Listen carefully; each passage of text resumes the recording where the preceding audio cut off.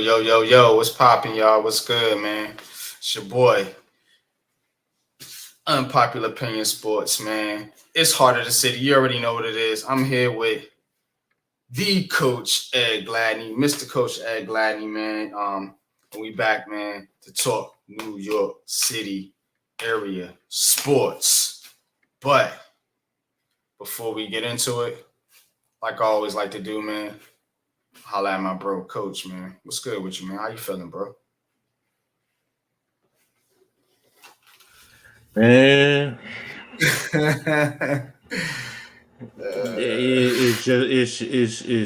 I can't even call it right now.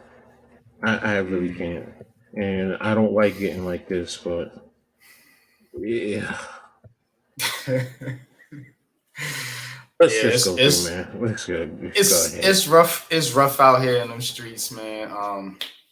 In New York, man, it's rough out here, man, for the fans, man, in New York City. But there is some positivity. There is some interesting things going on, and we're gonna get into all that, man. Here tonight. So definitely, before you come in, or while you come in, hit that like button, hit that subscribe button, hit that notification bell, and get all the notifications, man, when we drop in all content, not just Heart of the City. So definitely do that for us, man. Appreciate that. You know what I'm saying? Now, let's do this. Let's get into a little around the city, and then we're gonna get into the meat and potatoes, which is I had to talk about the Giants, unfortunately, and that disaster. Jets, gonna get into them. We're gonna get into WNBA. That's some positive stuff right there. You know what I'm saying? Shout out to the Liberty. Mets and Yankees making changes, one for the good, one for the not so good. And NBA training camp and NBA trades, things heating up in the NBA. We're just going to get into some NBA discussion here.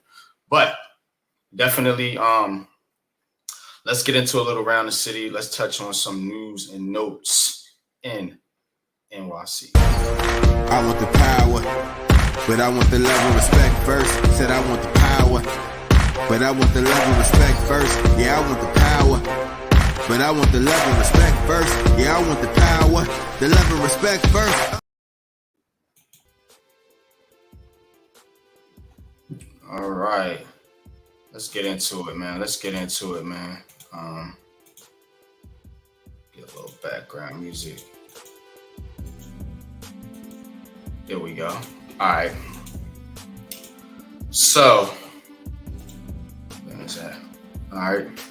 So, started off with the New York Mets. Now, the Mets getting rid of Buck Showalter.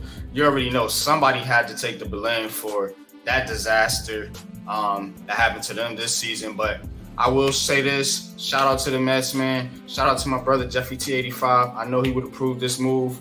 You know what I'm saying? R.I.P. Jeffy, man. The Mets actually realized they BS and they're starting to move into the right direction, man. And they clean the house, man. But somebody had to take the fall, Buck Showalter. Say what you want to say about him, but he's out of there. They'll be looking for a new manager here pretty soon. But, Coach, any thoughts on the Mets and the Buck Showalter situation? I get it. You got a new shot caller, so you know what? He, wants to go with his own people, and that's usually what happens when you get a new shot caller in. They make drastic changes sometimes with the head coach, manager, whatever. And I get it, and I respect it. Not a problem. Yeah, man, definitely respect it, man. Now to the other baseball team. The Yankees reportedly, nothing official yet, but reportedly are running it back with Aaron Boone. Man, I'm sick of this team. Like, they just keep doing the same thing over and over and over again. Now, people could say it's not Aaron Boone's fault. The Yankees did have some injuries throughout the season. They looked a little bit better, getting over that 500 mark. But I don't care. You need to make a change. And Hal Steinbrenner saying he was going to make major changes. He's just showing you that he's lying and it's all BS. They're gonna be the same damn team they was this year, again next year. But that's my unpopular opinion, man. Coach, thoughts on the New York Yankees? The Mets are showing that they have some sports IQ, and the Yankees are showing what's the old saying? The form, the biggest form of craziness is when you keep banging your head on the wall over and over again, thinking that you're gonna you're gonna create something new. No, it's not gonna happen. You know, you can sit here and tell me all you want. You're gonna evaluate this, evaluate that. You're a creature of habit. This is who you are. And Cashman and Boone are still going to do the same thing. And unfortunately, as Yankees fans, everybody else in the AL is going to improve one way or another. And the Yankees are going to be stagnant. Exactly. Big Pat Sports Talk, man. What's good, bro? What up, Pat, man? Appreciate you coming through. Yeah, I'm shaking my damn head too, man. This is going to be a difficult conversation we're going to have here in a little bit, man. I'm going to send y'all the link on Twitter. Miz, man, what's good, man? Yeah, we're going to get into it, man. I'm doing my around the city right now, man, so at least we could touch on some positive direction with some of the New York teams. It ain't much, bro. I'm trying here, man. All right, man, I got y'all. But Coach, WNBA, Liberty make the finals, man. Shout out to the Liberty, man. You know what I'm saying? Best team in the WNBA, man, along with the Aces, man, all year long. And they got it done, man. So, Coach, man, thoughts on the Liberty, man? Go ahead, man. Say your spill on the New York Liberty, man, because I know you're proud of them right now. So am I. Yeah, definitely proud of team. them. Definitely proud of the Liberty and what they've done, what they've accomplished this year. And it's not just, as everyone thinks, it's not just Breanna Stewart or Sabrina Ionescu. I mean, it's Jonquel Jones. It's Benijah Laney. I mean, you know, you can go down to it. Kayla Thornton, Steph Dolson, Marie Johannes. I mean, all the way down the line, all season long, they've all bought in. And they put this team, first time in 21 years, to get back to the finals. So hopefully we can get our first one. Exactly. So, you know, and it's what we all, if you follow the WNBA, kind of was thinking it would happen between the Aces and the Liberty, you know, with the you know, power teams, so on and so forth. So now it's time. I mean, the Liberty, the Aces are going to want revenge because don't forget, they lost that in-season tournament championship to the Liberty on their home court. So, you know, but they did beat them 3 times, though, didn't they? The Liberty beat the Aces 3 times this year. 3 out of 5, was it? The regular season, it's 2-2. The championship is the fifth game. Yes. So, you know, that's why I say, you know, that's where it is. But during the regular season, it's 2-2. So, you know, we just got to see. Liberty have to step it up. It's going to be a tall task. Asia Wilson is playing phenomenally. I mean, she's showing, you know, she's playing where she feels she was the WNBA's MVP. So, and you know, she's playing motivated. So, you know, but you know, this is what it's all about. You know, and all the big money players are definitely going to have to shine on both teams, and I think they will. You know, so let's go Liberty. What's your expectation for Breanna Stewart this series, just real quick? Because she's the MVP, right, of the WNBA. Yeah. Am I correct? Yeah, she's the MVP. I'm figuring she's going to hit around her average, maybe roughly around 23 to 25 a game. She'll give him about 6 to 7 rebounds a game. She'll give him about 1 to 2 blocks. You know, she'll probably have about 4 assists. You know, depending on who's on fire. If ladies are on fire, you know, her assist total will increase. But again, it depends on the other players. You know, Jonquel Jones, can she go down low and dominate? because when she wants to, she dominates down low. She grabs rebounds. She plays. I like her. Yeah, she physical. The one thing she has to do is she has to control her fouls. So there are those moments where she pushes the envelope. And I know she gets frustrated, but she still does her thing. We need her, especially against A'ja Wilson. So, and how do the Aces match up with that? Because they're going to put Kia Stokes and A'ja Wilson unless Candace Parker is coming back, and she hasn't played since the middle of the season. Candace Parker, I forgot she was on there. Wow. Yes, she was out on injury, so I don't know if she's coming back. If she comes back, then that could be but then again, she hasn't played all season, and she's going to have a week to get ready. But if she's not ready, then the X factor becomes, how do you attack Kia Stokes? Because Kia Stokes is a good defender, but offensively she's very limited. So the Liberty have to attack her and get her in foul trouble. Is she going to step out and guard Brianna, or is she going to stay down low? Because they have a nice two size combination, because her and A'ja Wilson are both about 6'4". So they're long arms, so they can play good defense. So, but we got to draw the fouls on her. And Kelsey Plum, you can't, Kelsey Plum is kind of like Sabrina Ionescu. When she gets hot, especially from the outside. Darren Waller's yes, that's Darren Waller's wife. So we're going to need Courtney Vandersloot to step up, and like I said, Renee Laney. She first game in the semifinals, I think she scored 3 points, but she scored 20 points on the other three games, and the Liberty won. So if she's playing the way she was playing the against Connecticut in the 3 wins, it's going to make them hard. It's going to make it tough for the Aces in terms of defending. And then, like I said, the bench. If you watch Maureen Johannes, the French girl, the girl shoots.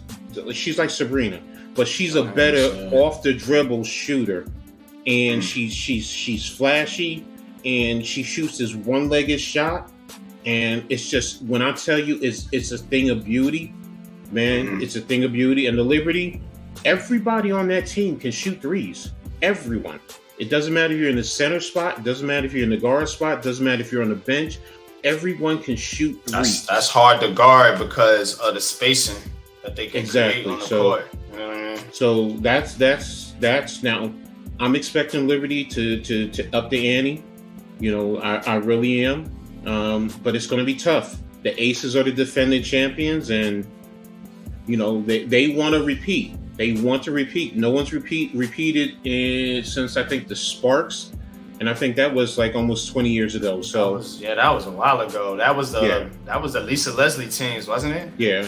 There's only been 2 teams, the Sparks and the Houston Comets, when they had the 3-peat. So, but it's like I said, it's going to be a tough task. The Aces have a formidable team. So, but I'm expecting the Liberty to be confident, because they know they can play with the Aces, and they want to get out and run. That's the one thing I do know. The Liberty like to get out and run, and if they get out and run, it's a thing of beauty, man. It's really a thing of beauty. So, and everybody can handle the ball, bringing it up court. Even Jonquel Jones, she does a fairly good job. So, it's going to be a great one Sunday. I'm really excited. So, is it a 5-game series? It's 5-game series. First 1 to 3 wins. Who has the home court? Las Vegas, because they have the best record. Yeah. Okay. So yeah, definitely looking forward, man, to the Liberty, man. Hopefully they can bring a chip home to New York, man, because these other teams is suspect right now. But Knicks and Nets, man, getting ready for preseason, man. Nets, man, already with an injury, Cam Johnson, but I think he's only expected to miss first week or 2 of training camp. So hopefully he'll be back ready for the regular season, man. But big trade news, man, in the NBA, man. We're gonna get into that in depth a little bit later. But Drew Holiday on the move to the Celtics. That's really going to shape the landscape of how this Eastern Conference is going to play out, man. And so, we're going to talk a lot about that, man. But, basketball season is here. I got my Nets hat on, man, because this football thing is over, y'all. It's over, man. Let's kill this damn music, man. Gotta get into this.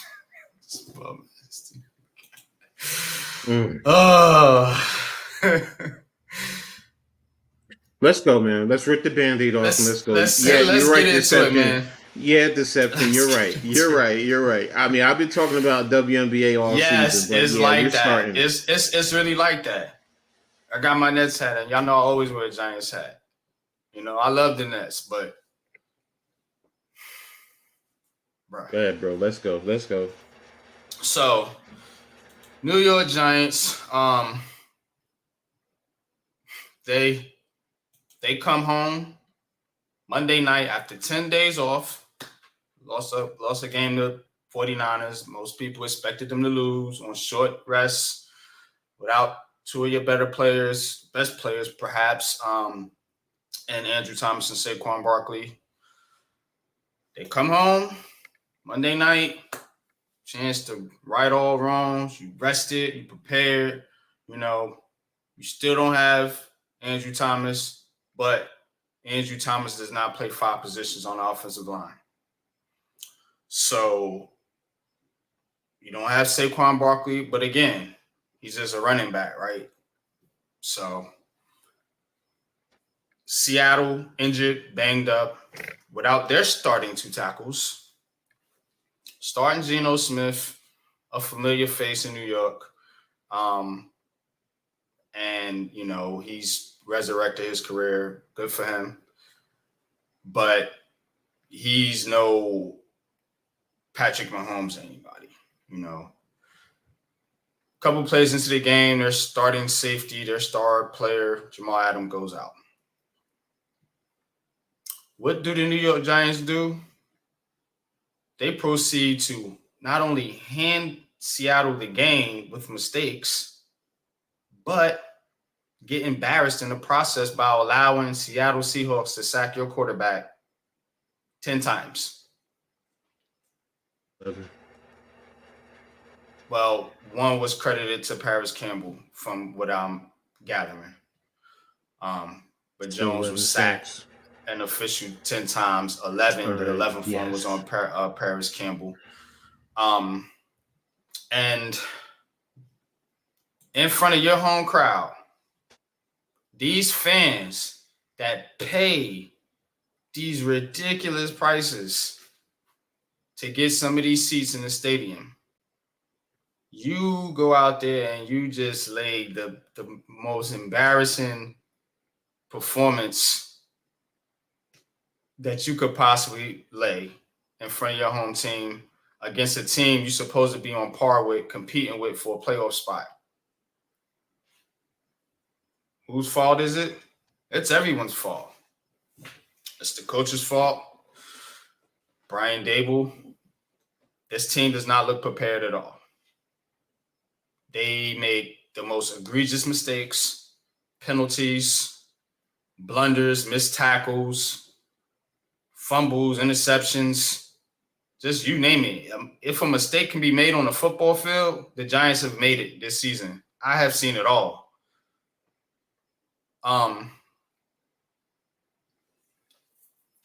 Your defense can't tackle. Your offensive line can't block. You show no toughness. Your team is soft. Yeah, I said it, soft. And these fans have a right to be mad. Now, I had my rant earlier, so I'm not going to be too long-winded here. But we need to have some real honest conversations about certain players on this team and how it's matching up with what these coaches are trying to do, because something is off, y'all.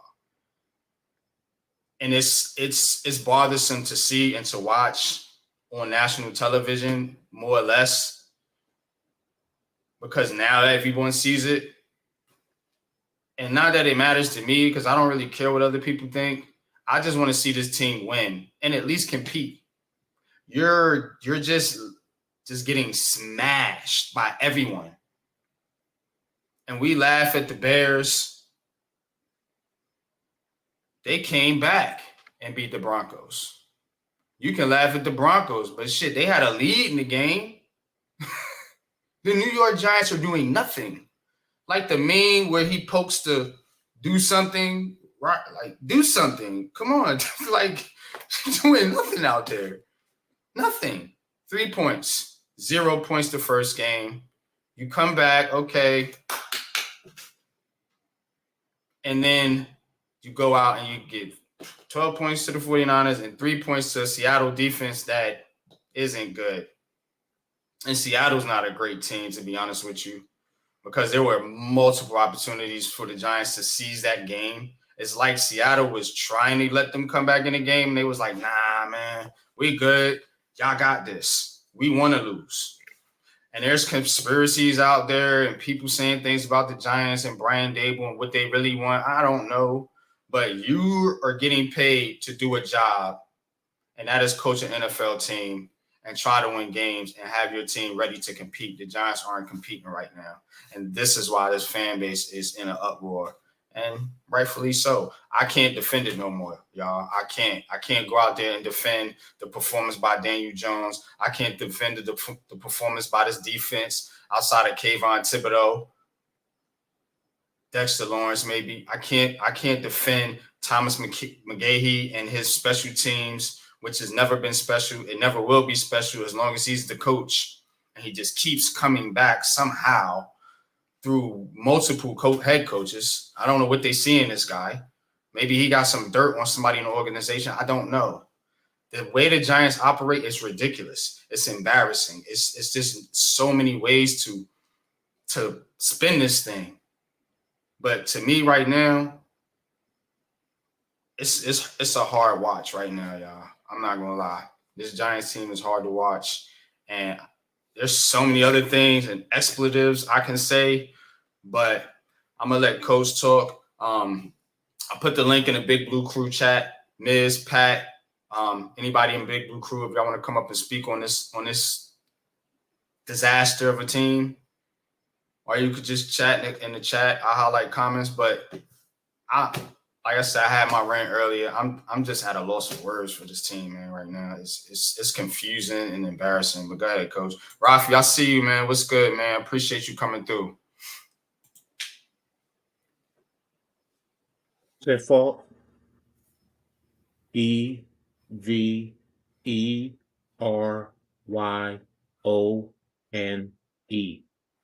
And I'm even including management. All right. Absolutely. Player evaluation, player development, player execution. That goes on everyone. Now look, most of us who know football have an eye for talent.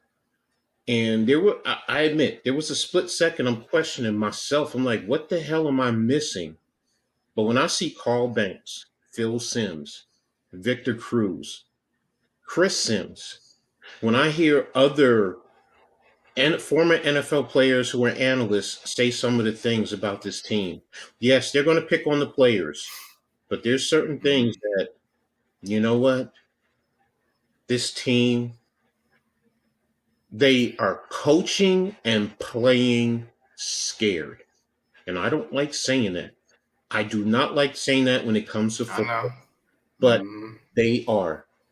I mean, 2 passes over 10 yards, and people have always said it. And y'all know me. I've always been very optimistic. I've been trying to defend, players on this team, the coaches. I've tried to do, but when you strip my optimism, it's a problem.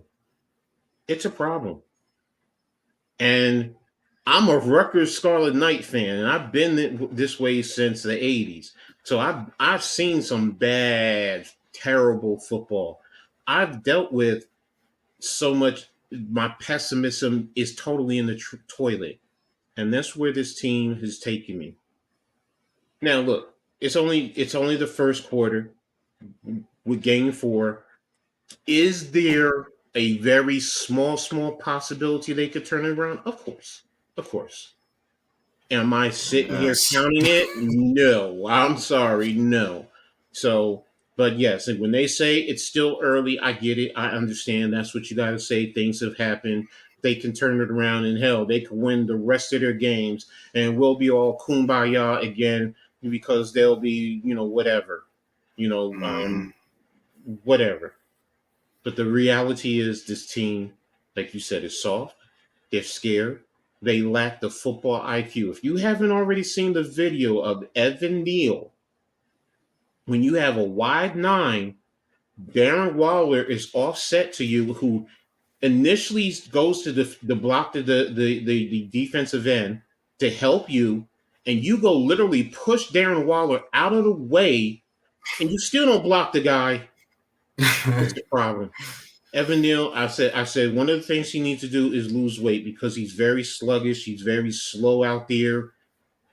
I don't know what they're teaching him. I don't know what they're teaching them, what their reads are, What are the they the teaching any of techniques. them, coach? And It's this that's why I'm offensive saying line.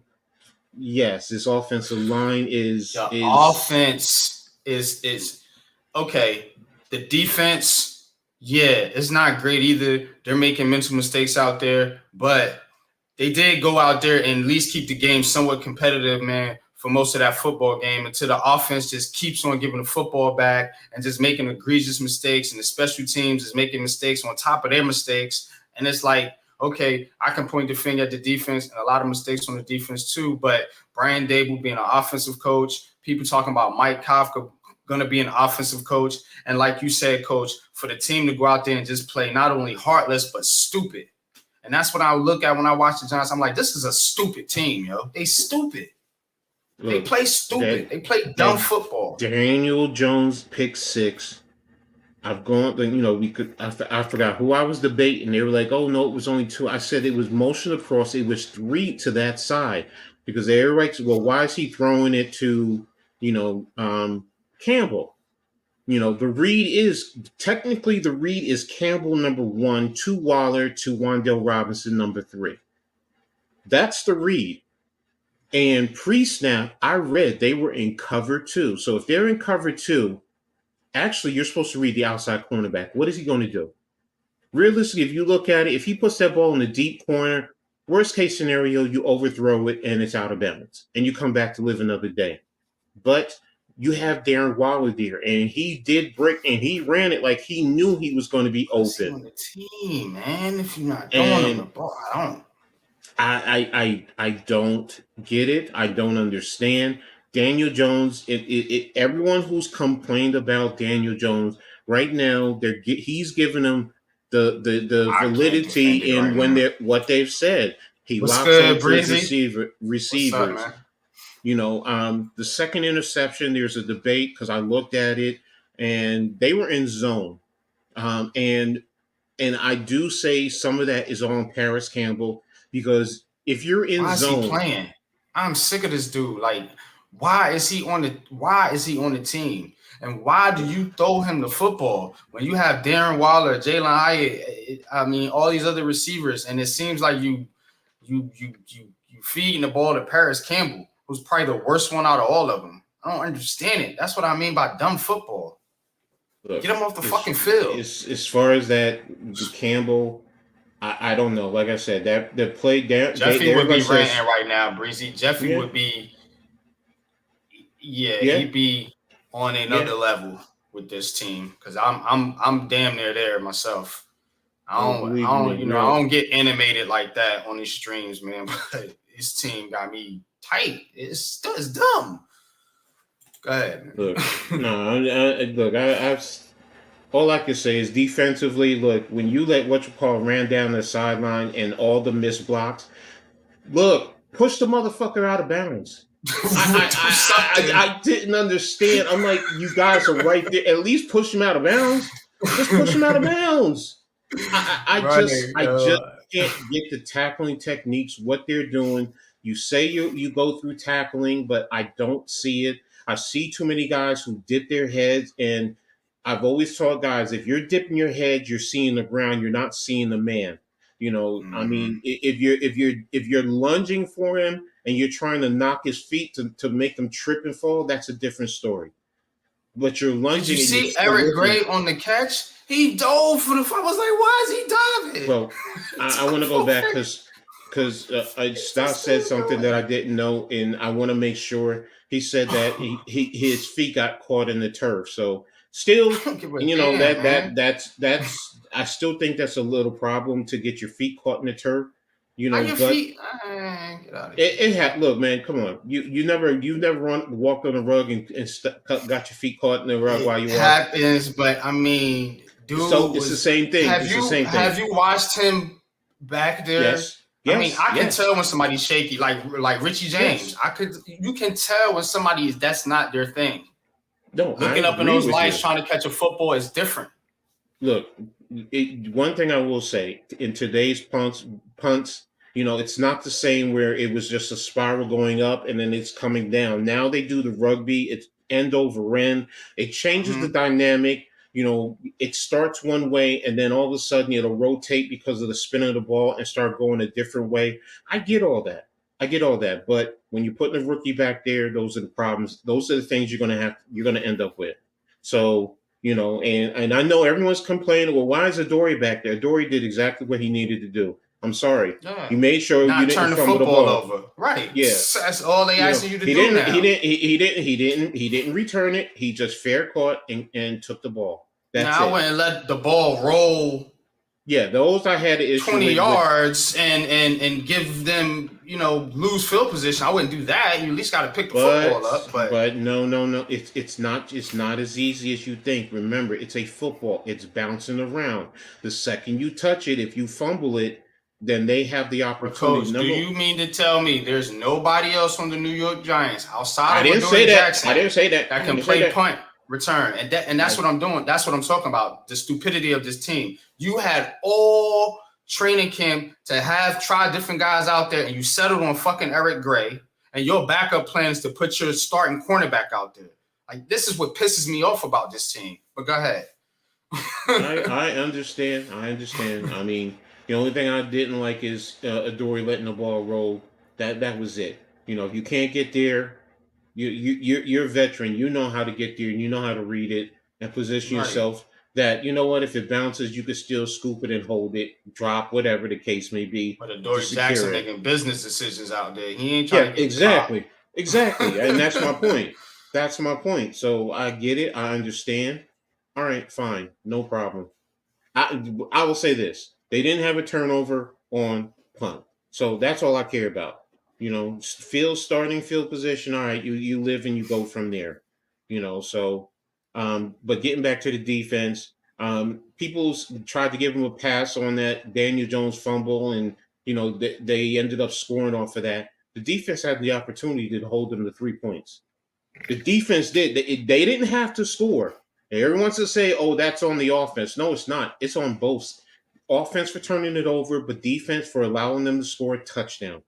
Keep But them to what was the 3. excuse on the catch and run by Noah Fant? What was that excuse? Yeah, That was on the that's defense. my point. But that's So I'm my saying whole it's a point. team effort. They all suck Exactly. right This whole team, you now. know, This is a the bad special football team. teams, everything with this team is just atrocious. And I look, if they want to fire people, they want to fire people. I don't care. You know, something needs to happen. Something needs to shock these guys, wake them the fuck up. Excuse my language, but you know that's the truth. You know, I mean, you Yeah. know, Somebody need to get it called out. seems like they're not tuning into Dable because you know on the sideline he shows his antics, but you know they're not picking up to it. Is he too nice during the week? Then maybe you need to be the tough guy because that I can tell you from Mhm. experience. You don't like it. You want all your players to like you and respect you, but sometimes, as the old saying goes, you got to rip players a new asshole. I'm sorry, that's just the same, man. You got to rip them a new asshole. You know, you got to hold them accountable. Every last one of Mhm. them. Film sessions, you Absolutely. put it in front of the whole team. Yeah, they know. but you hold them accountable. This is unacceptable. Look, if I need to get somebody in here and get rid of some of you guys, that's what I'm going to do. And I don't care. And I'd even say to Daniel Jones, Daniel, if I need to, if I got to ship you out of here to another team, then I'm going to do what I got to do. And that's my point in terms of shaking them up, because it's getting to that point because eventually, guess what? These next two to 3 games, 4 games, if not, bro, you know what, Shane, do what you got to do. Get Saquon to a team that's at least have an opportunity to compete. Because he does deserve that. He deserves that. I'm gonna tell you an unpopular opinion right now. If the Giants go 1-5, 1-6, which is possible, Miami, Buffalo, Commanders, the Commanders ain't gonna lay down. If nothing else, they might give you the game, but they ain't gonna lay down. If you lose to them 3 teams, yeah, it should be a fire step. Word up. And the only player you probably won't be able to get rid of is Leo, unfortunately, because nobody's going to want to take his contract. Nope. Yeah, he's going to be. I think you could get something for Saquon. I think you could get something for Adoree Jackson. I mean, there's a few guys you can probably end up getting rid of along the way to open up cap space, because it's going to be obvious this team is going to be in total cap hell. And what that's going to do, y'all, is going to, just real quick, well, I got this on my mind, Coach, because this is the type of conversation I said I was going to have at the beginning of the stream, a tough conversation. What that's going to do is it's going to allow the Giants to be bad enough to probably have a top 5 pick, and they'll probably be taking a quarterback.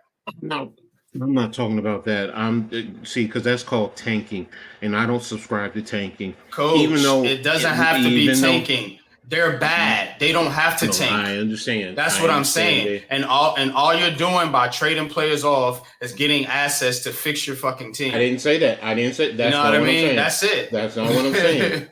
No, that's not where I'm going. But what I'm saying is the perception. It's not what I want, but yeah.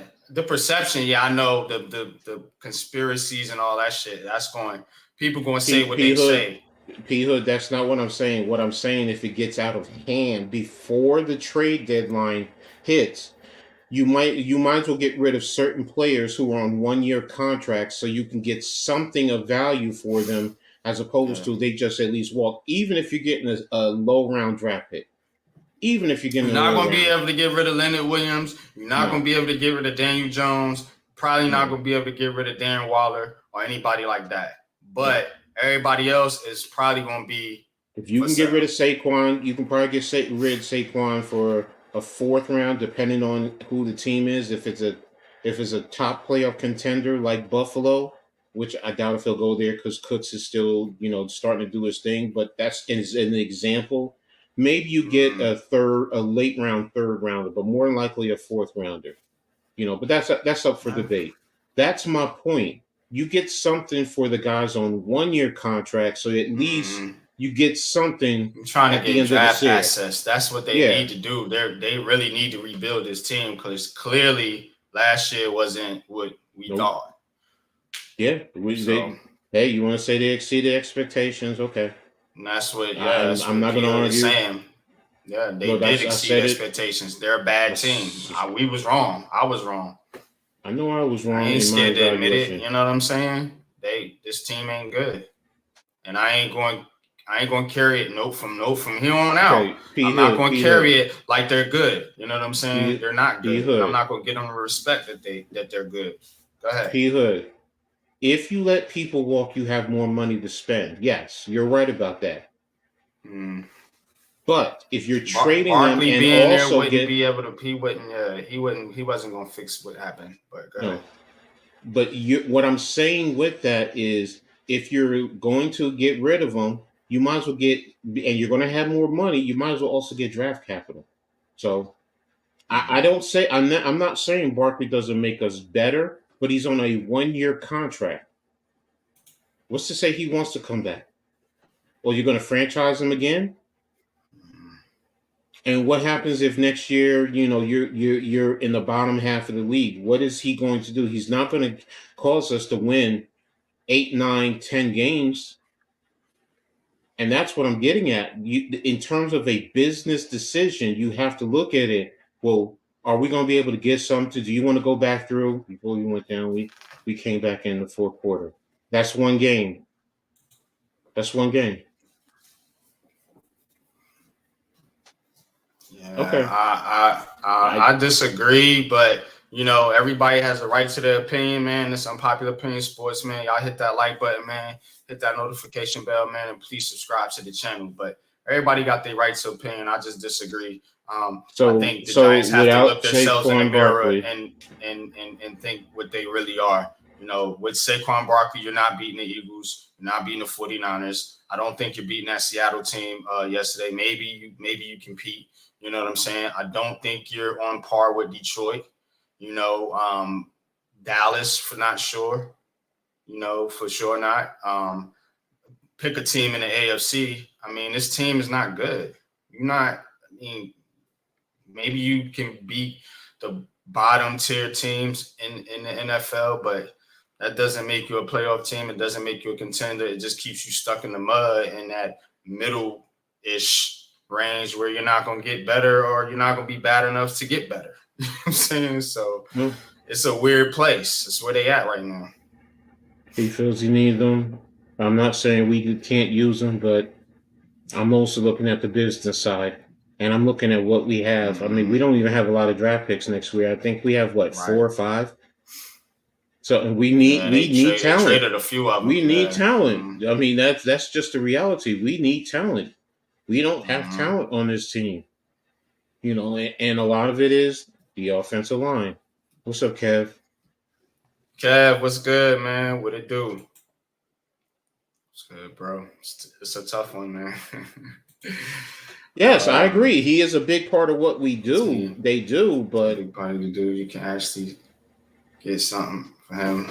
Yeah, I mean, you got to try to get something for Barkley. I mean, I think so. I don't think he's coming back.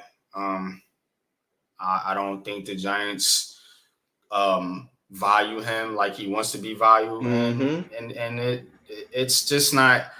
It's kind of like you got Saquon, but you don't have the ability to really use him how he needs to be used for your team to excel because your offensive line is so bad. So it's kind of not fair to him, to be honest with you. You know what I'm saying? As a player, because he's in a situation where, he wants to go and get his money and excel and try to win a championship. And the Giants aren't willing to do either. They're not winning and you're not willing to pay him. So, you might as well trade him and get something for him and just see what you got with the young players on this team. It's time. When you are a bad team, you have to be in full evaluation mode and you have to look at yourself in the mirror and say, look, we need to move on from some of these players because they're not helping us win. They might be good players, but they're not fitting into what we're trying to do in the grand scheme of things. Brian Dable has a plan for this team. You know what I'm saying? Kafka has a plan for this team. They probably want to run their offense much like the Buffalo Bills run their offense, but the players that they have on this team aren't giving them that opportunity. So that now you got to look at guys like Saquon Barkley. You got to look at the quarterback and, of course, the offensive line. And the one piece you can move and get something for right now is Barkley. Because you can't trade Daniel Jones. He just signed a massive contract. I think he's locked in for another year. This year and next year. And then you can – I think that it's an out in that contract somewhere. Yeah. So you got him for 2 years at least. You know what I'm saying? So, like I said, to get back to my point, if they're bad enough, safe face would be they're going to want to get their quarterback in there. Basically. And they're going to probably be bad enough to draft one. If you look at the quarterbacks that's coming out in the draft right now, everybody's in that tank for Caleb Williams. I don't believe in tanking like you said, Coach. You know what I'm saying? I think some teams just can't get out their own way, and they're just going to be bad enough to have that type of pick. The Giants are looking like one of those teams, unfortunately. You know, we know Denver is. You know, Chicago is. So Is I Chicago mean, really? Do they really believe they are Chicago? Chicago about to have the number one pick I understand that, but do they believe again. that, or do they feel that they can still get something out of Fields? They I think might they can get think something for Fields, but I think they're the Giants, but probably in just a worse or bad situation too. Justin As Fields is as also much. is still a young player. So that what I'm getting He's at. a yeah, he's a young player. And Chicago might want to hold on to him, but why would they? I mean, you're gonna have another Uh, number one pick. Well, I mean, the probably gonna want to. question I ask is, do they feel that they can't win or they can't win with Justin Field? Because what I'm getting at is, if you have the number one and number two pick, maybe you trade out Mm, because you have Justin Field and feel like if you get more assets, you still will have the number two pick. So, you don't have to take a Caleb Williams. And it's there's other possible. quarterbacks. And, Mm. and then let's be real. We don't know what's up with McKinney's Shador another Sanders. one. Yeah, McKinney's another one, man. That they probably might. That's good, Pete. Yeah, good point, P. Hood. Because I've been saying this last year, man, and me and Jeffy, man. Me and Jeffy was both on this stream saying that I think if we had to choose, it would be Love over McKinney. Love was out there making plays last night. McKinney wasn't doing shit. But go ahead. Yeah, no, I mean, we all get, yeah. He Hood got some valid points. I know everyone else is. Mm. So, we got. I don't think Darren Waller's bad. It's something off. I don't know what it is. Not. There's theories, but I don't want to sit here and go what if or maybes or whatever. We're just trying to look at it from a general kind of point of view as to what the team can do moving forward to try to correct some of the issues possibly with the team. And I think you need as many assets as you can get in order to fix the trenches of your team. You know what I'm saying? So, like we said, Leonard Williams, part of that problem. And of course, the offensive line, we can talk a lot about different things, man, but the bottom line is Brian Dable, Mike Kafka, and all these guys that came in here, they had the opportunity, this year to kind of build on what the good faith that they had last year, man. And New York will turn on you quick, man. It's harder to see, man, but New York is a vicious place to play, and fans are reactional, you know what I'm saying? So, I know coach likes to take a kind of wait and see approach. Maybe they can right the wrongs and get to a respectable level this year.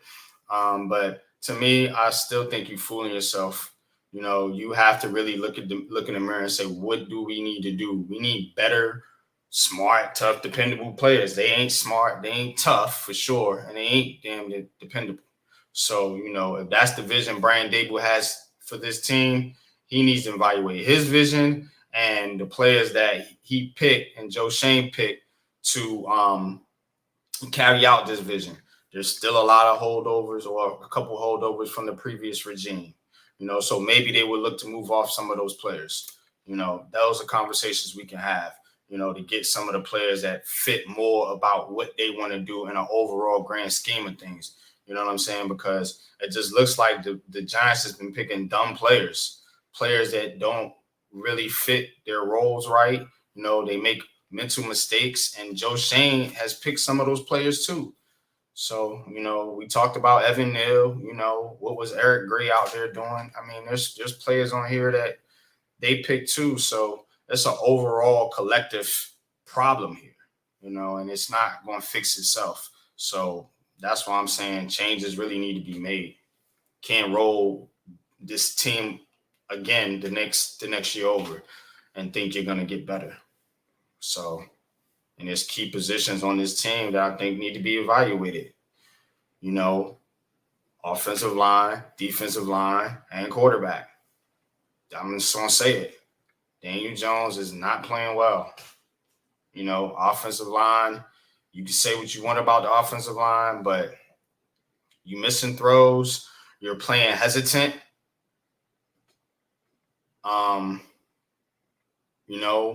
Not tough in the pocket. Not playing with instinct. Something I criticized him for in the past. Last year was there. This year just disappeared. Where is it, Daniel? It's not there. You're not feeling the pressure. You holding on to the football, taking unnecessary sacks. These fans that dogged you and ripped you a new you know what, they're justified now. They're probably somewhere in the Twitterverse partying, having a good old time.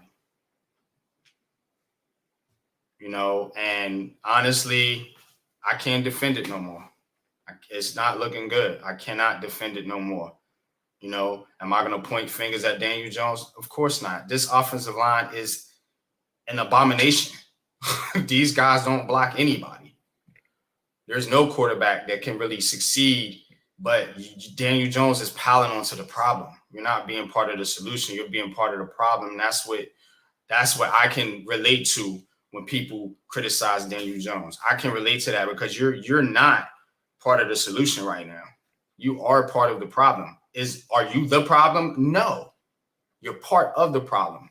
And that's why I'm saying these things need to be evaluated, or maybe you ain't got the right coach. But everybody loves Brian Dable.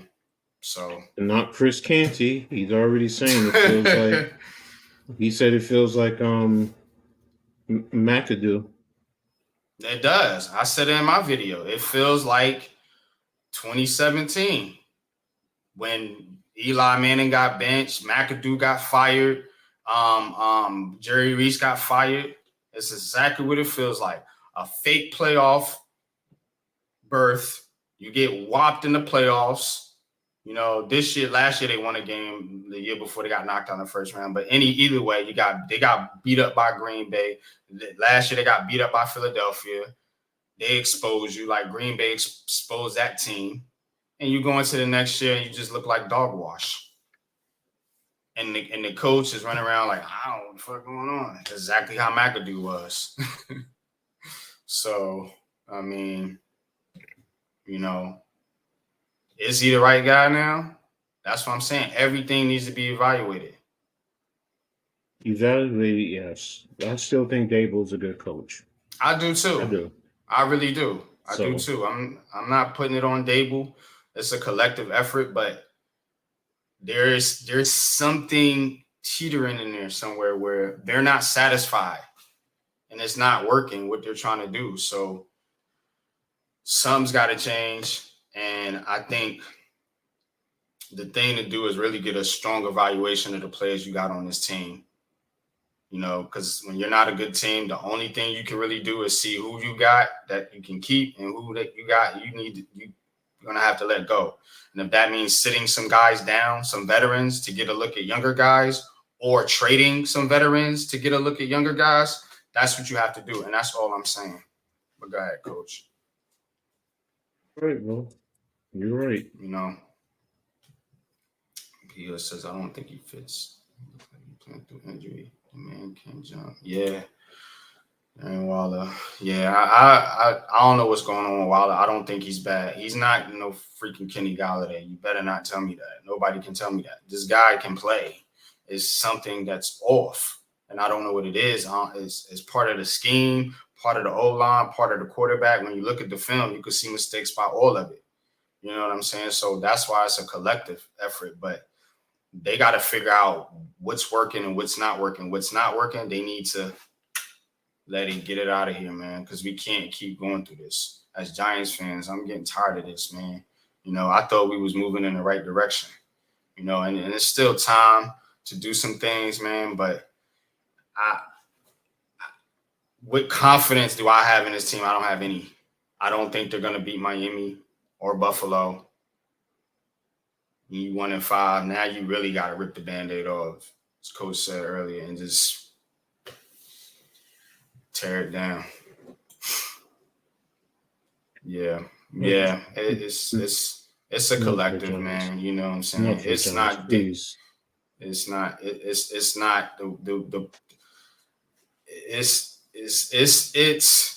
a like I said, it's a combination of things. You know what I'm saying? Is it all the quarterback's fault? Of course not.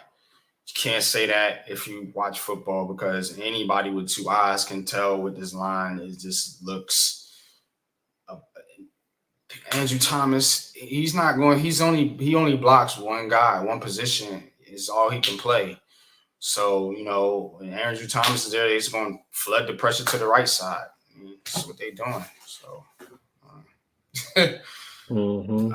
I don't, you know what I'm saying? I don't really know what to say, man. You know, like, this team has literally put me at a loss for words. But, you know, let's get into the Jets a little bit.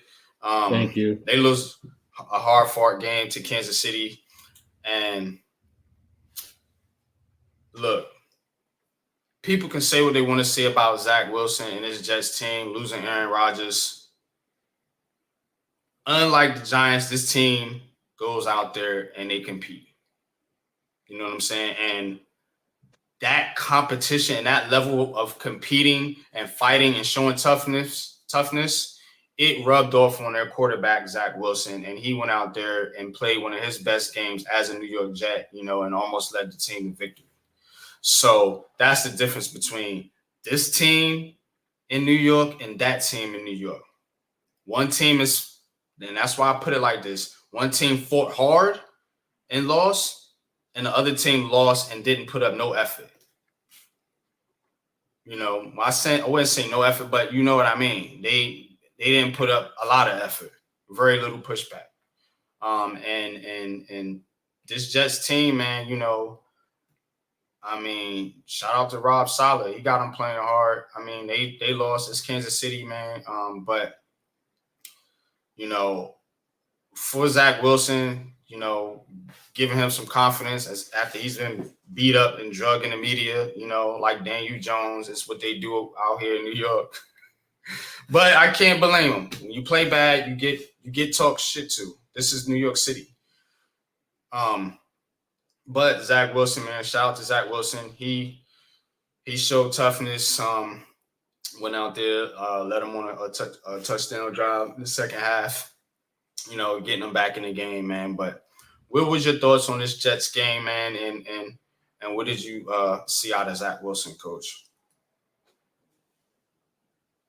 Everything I heard, because I didn't see the game.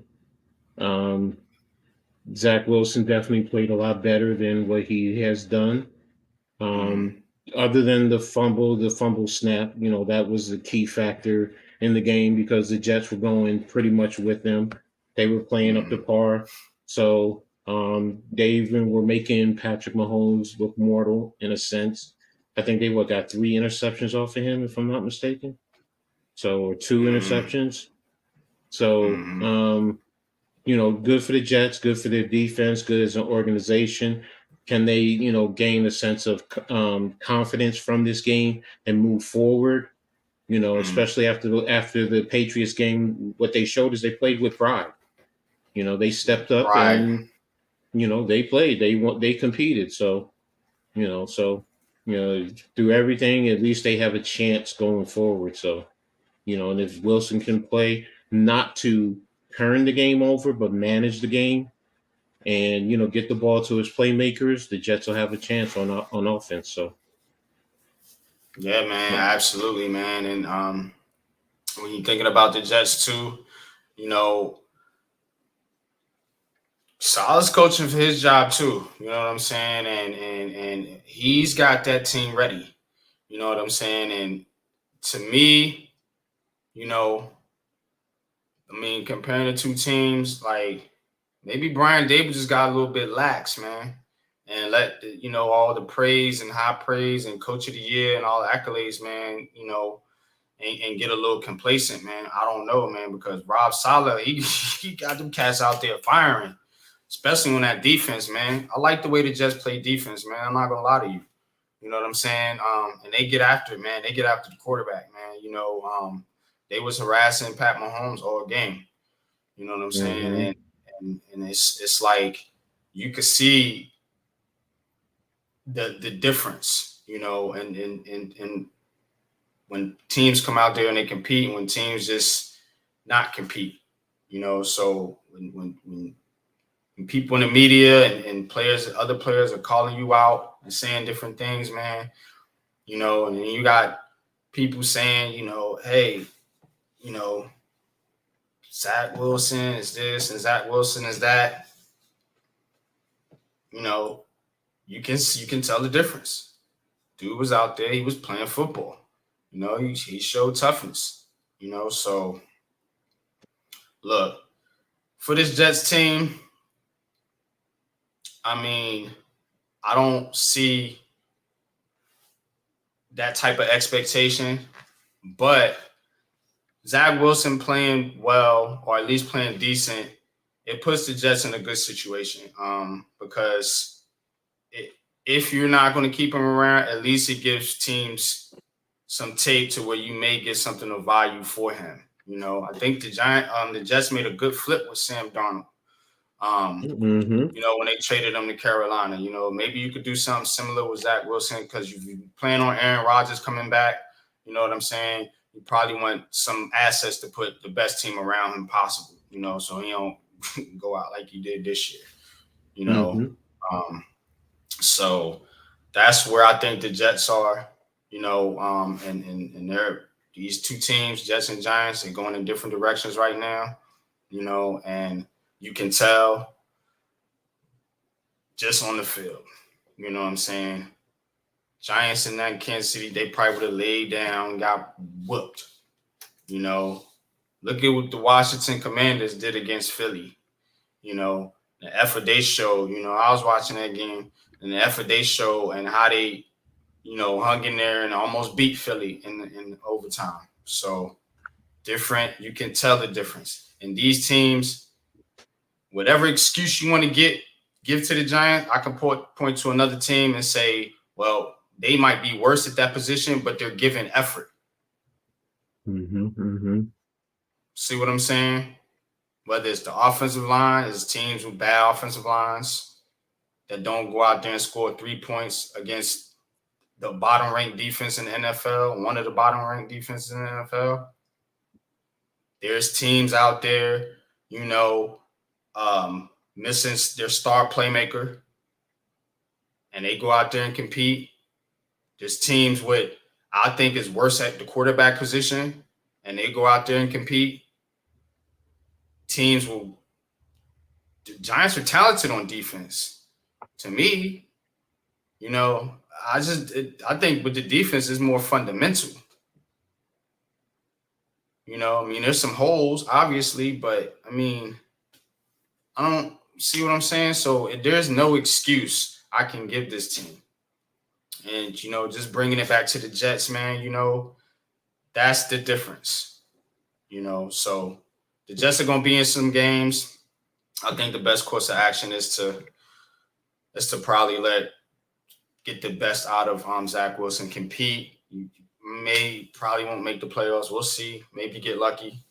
But, maybe you could flip Zach Wilson in the offseason and move forward from there, man. But this team has exhausted my energy, man. This New York Giants team. So I'm honestly not going to be on this stream too long today. But before we go, we're going to do Coach's Corner, and we're going to get into a little bit of basketball conversation. So we'll do basketball right now. Like I said earlier, Jrue Holiday, man, the big trade in the NBA over the weekend was Jrue Holiday to Boston. Got flipped for for Brogdon and Robert Williams, and I think a pick swap. So he goes to Boston instantly. And, I said this when I did my reaction to the Dame Lillard trade. Instantly, it probably puts Boston, I think, a little bit above Milwaukee, honestly.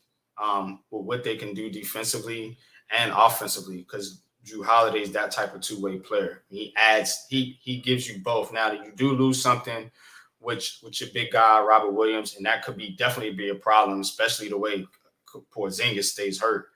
Because I think that's what they banking on a little bit. Him and was it Horford over there?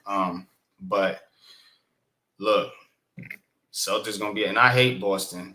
I hate the Celtics, man. I really do.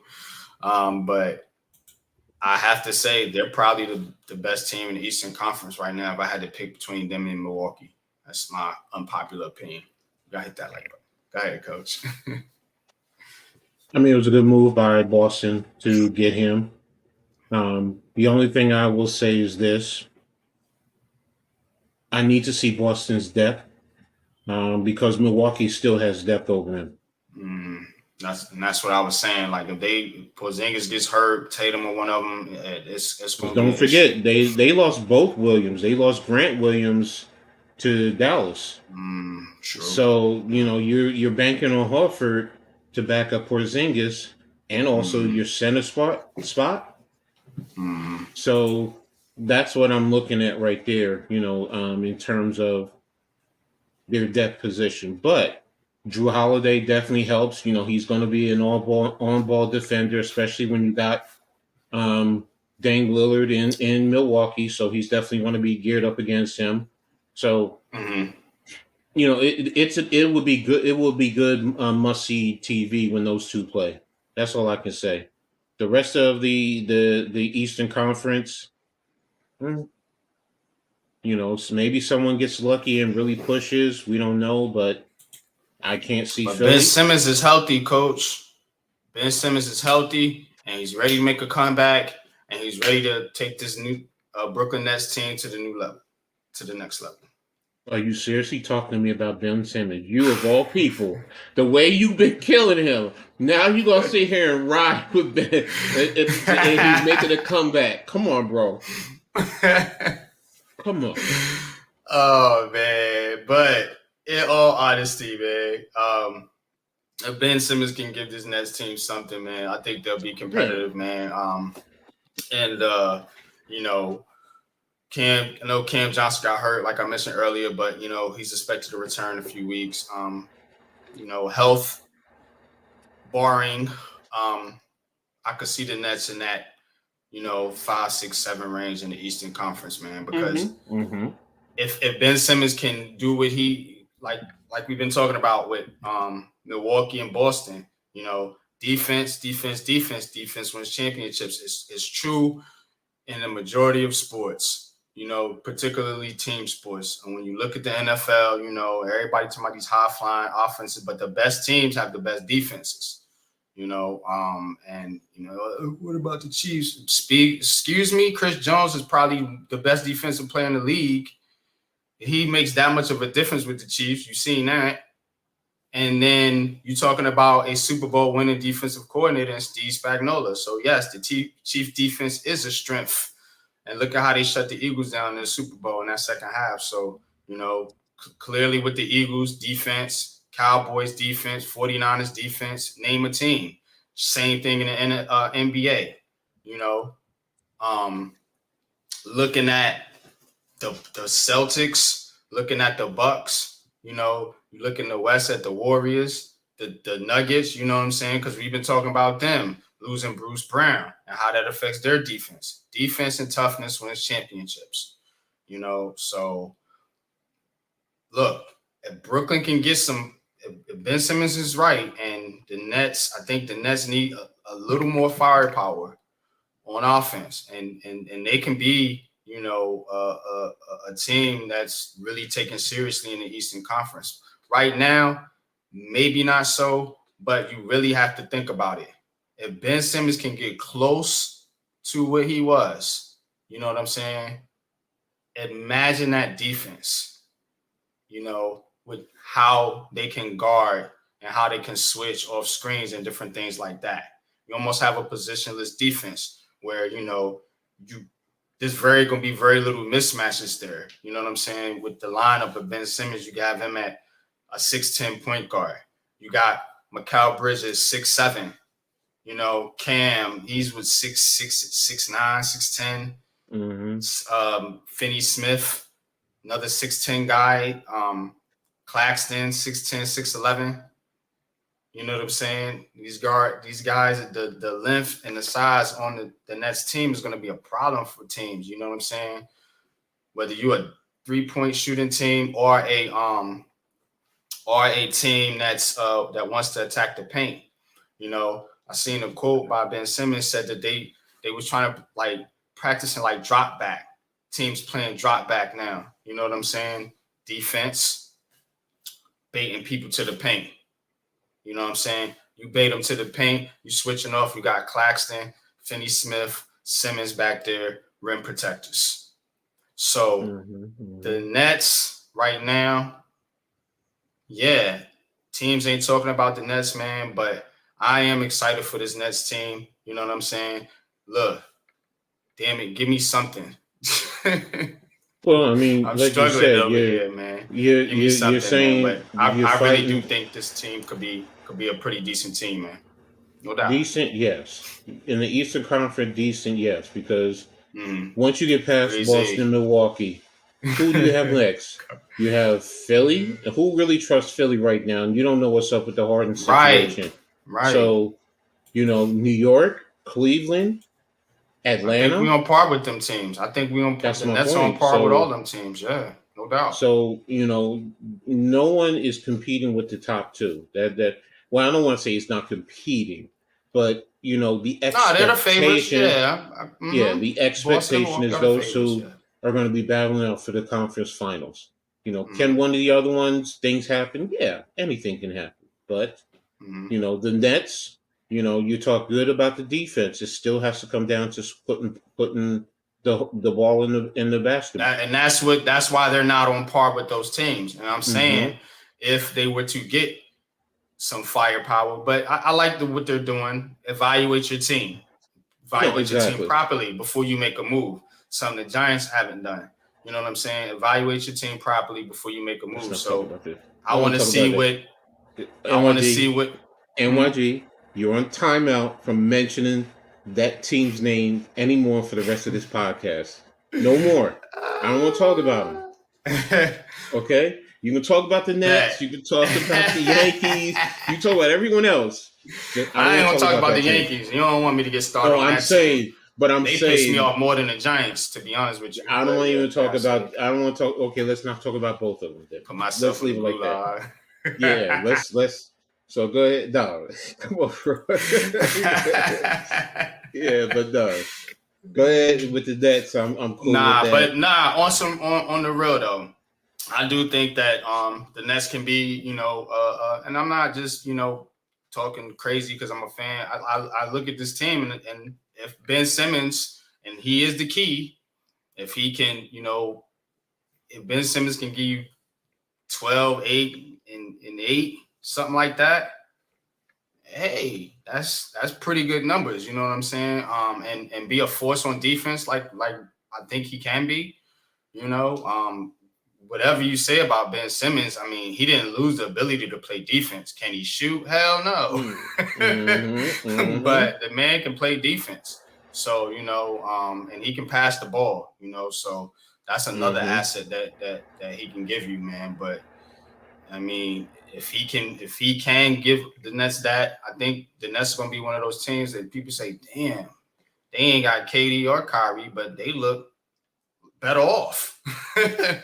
You know what I'm saying? But Jacque Vaughn, a lot rides on Jacque Vaughn too. I need Jacque Vaughn to start getting these young players developed. You need to play Cam Thomas a little bit more. There's no reason to keep that kid buried on the bench. As talented as he is, I wanted Day'Ron Sharpe to get a little bit more of a look, you know, as a big man. Maybe you can play him and Clax as a twin tower combination out there. You know what I'm saying? So I'm expecting Jacque Vaughn to do some different things with this lineup and not just play these same tired veterans. You know, you got Joe Harris out there. You got Seth Curry out. You got Patty Mills out. That should open the door for Cam.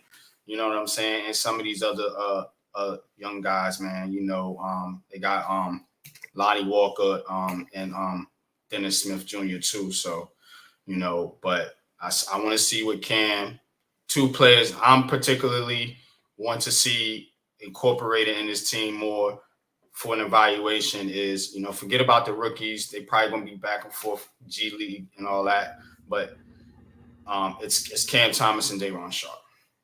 So that's what I need out of Jacque Vaughn. I need Jacque Vaughn to keep the rotation fresh and not burn out these veterans. You know what I mean? So, because at the end of the day, the expectations aren't like they are with the Knicks, with the Nets. Nobody expects the Nets, other than Nets fans, to be any good. So, you don't have that heightened pressure of New York, so don't feel pressed, Jacque Vaughn. You know what I'm saying? Else this team just looks like a disaster. You know what I'm saying? Don't feel pressed or pressured to try to play the veterans to try to win games. Get an evaluation from your young talent, you know what I'm saying? And in that evaluation, you'll figure out what you can and can't do, and it'll make you a better coach, because you'll know what lineups to put together, and to get better scoring, better rebounding, better defense, whatever have you. But defensively, I think the Nets are fine. We do need some offensive power. You might have it on the roster, but you got to find out. You know what I'm saying? So, Breezy, if you want to join the panel, bro, I don't know if you're working, but if you want to join the panel, I'm going to go here for probably about another 15 more minutes, man. And then we're going to end a little bit early tonight. You know what I'm saying? But because I'm excited about the NBA now. I felt like I was a little turned off by it, but now I feel my excitement getting back with the NBA, and I'm really excited, man. But I know you want to talk about the Knicks coach, so what have you seen, or what do you see from this Knicks team, man?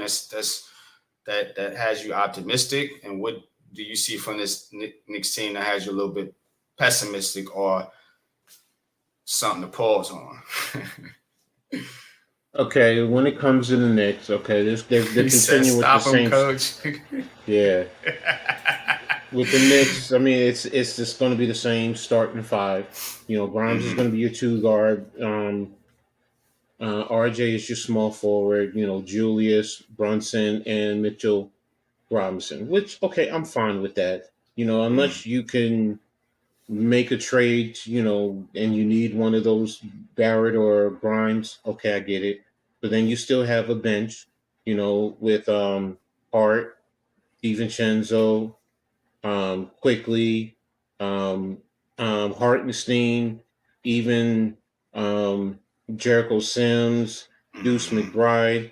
So, I mean, you still have depth there. You have youth there. Now, I still have my concerns as the backup power forward. Right now, the thought is that it's probably going to be depending Josh Hart, because a lot of teams play a lot more small ball nowadays. So, Josh Hart. If you go up against a more physical team then you're going to put in probably Jericho Sims. I can see him putting in Sims, yeah. Because they did run him a little bit with Hartenstein last year. So I get it. It's just that you lose offensively. But Jericho Sims is great, has great elevation with his leap. So he does very good with the pick and roll. He has a little bit better jump shot than Robinson, but not that much. Not that much. So I mean, right now it's, what are you going to get out of Julius, man? That's what it boils down to. Are you going to get the Julius who dominates and who just shuts up and plays and stops crying to the officials all the time, gets back and plays on defense? If you can get that and you're getting 24, 25, 26 points out of him, then I'm like, I'll back off a lot off of Julius, because that's what we need.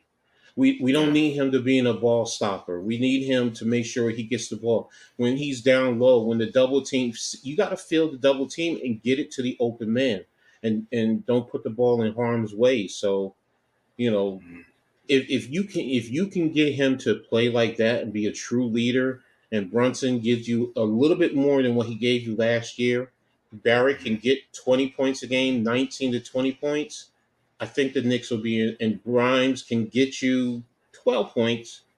You can get you 12, be that 3 and D. I think the Knicks will be in good position, quickly coming off the bench. If he can be that instant facilitator off the bench, DiVincenzo, that's what I want. I want quickly I want Cam Thomas for the Nets to be like a quickly. Be that punch off the bench, be that energy guy, be that 6-man, you know what I'm saying? Philly had it with what's my man over there in Philly? Why am I blanking on this dude's name right now? Maxey. You know what I'm saying? Like, be that type of player, man. I think he has that kind of potential, man. We just need to see more. Yeah, you gonna lose a little bit defensively? Probably, but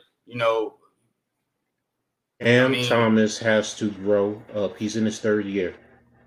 No more. I mean, I get he's young, but there still has to be a certain level of maturation.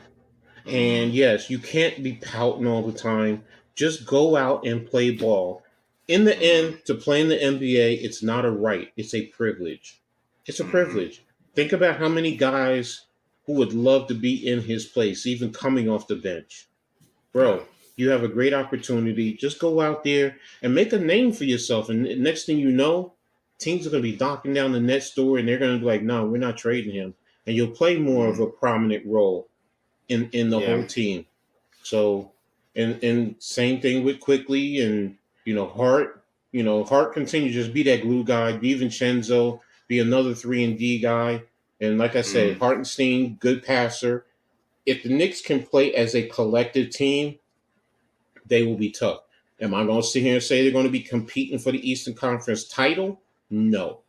But they can position themselves well that I'm going to be, you can, I don't like saying this, but I'm telling you, Donovan Mitchell is watching.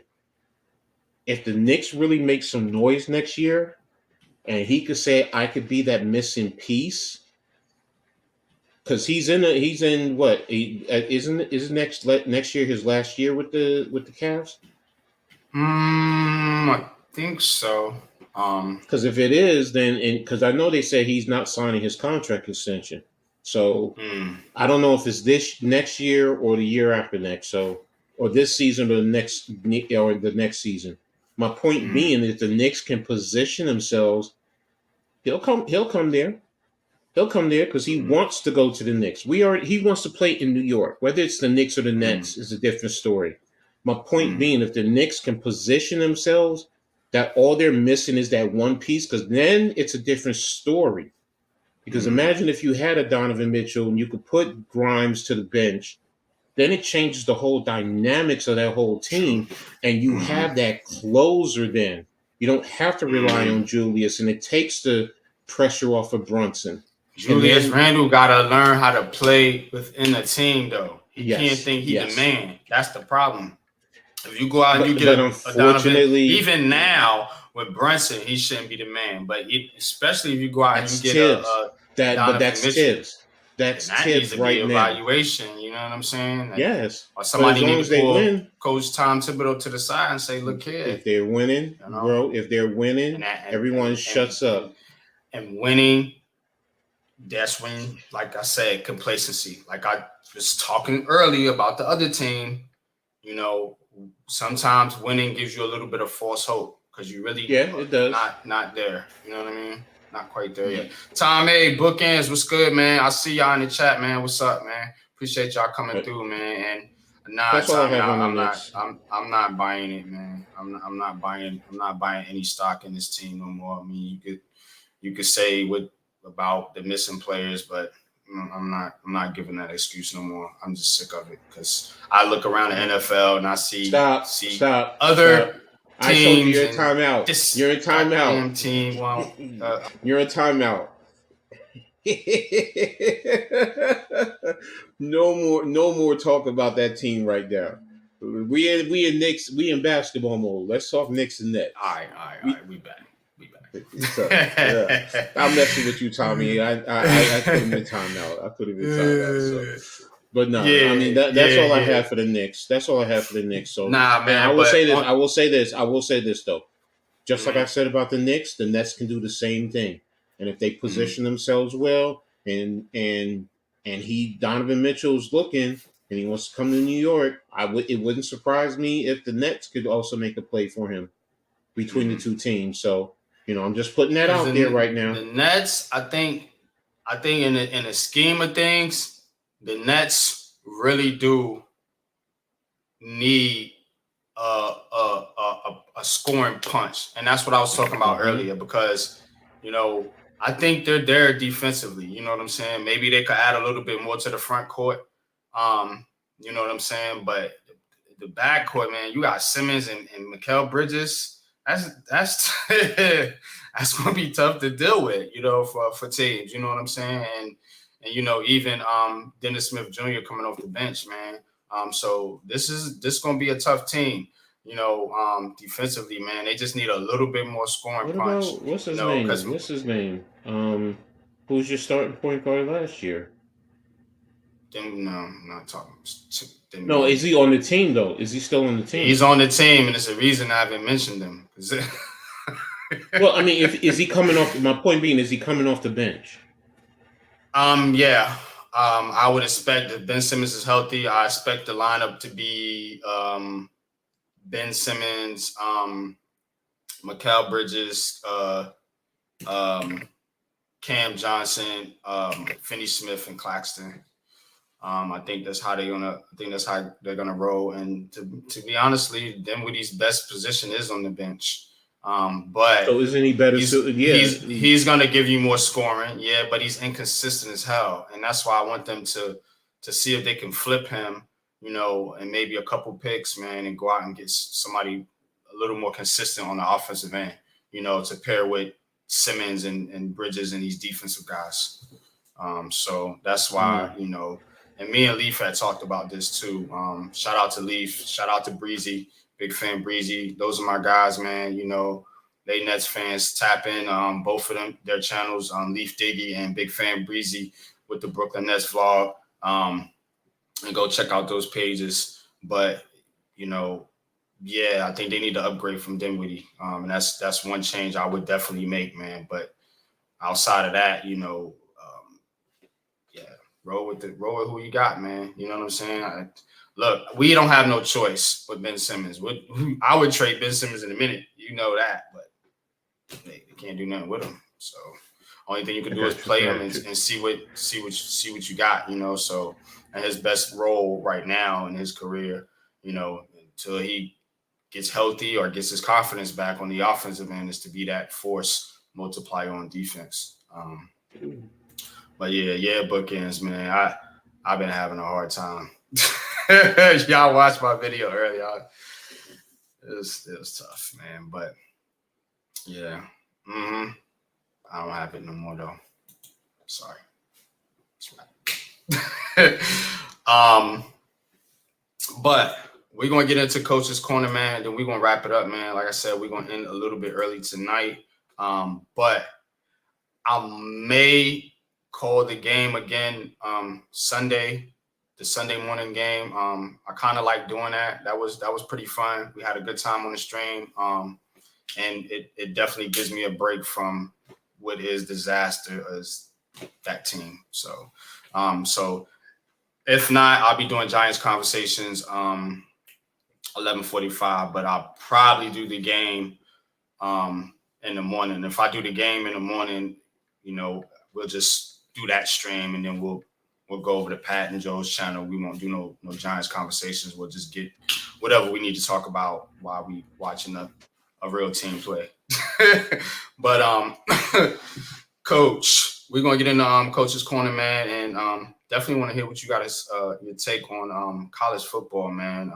I've been getting into college football more, and you know it is fun. I'm like you. I'm starting to prefer it. The more I watch the NFL, I'm starting to prefer it over the NFL because NFL is goofy, man. I be saying it be reminding me of WWE sometimes, man, with the goofy calls and the plays, and it just look weird sometimes, man. But it's football. But let's get into Coach's Corner. Let me take this banner down. And I want to hear your take on all the college football news in the WNBA.